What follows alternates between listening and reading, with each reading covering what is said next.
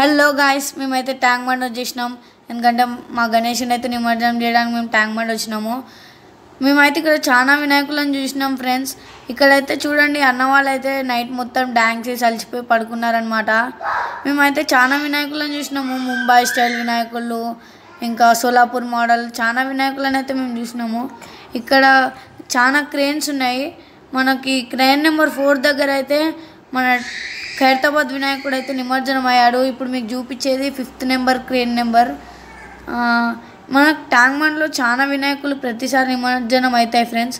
ఇక్కడైతే అన్ని టస్కర్స్ ద్వారానే వస్తాయి, పెద్ద పెద్ద వినాయకులు వస్తాయి.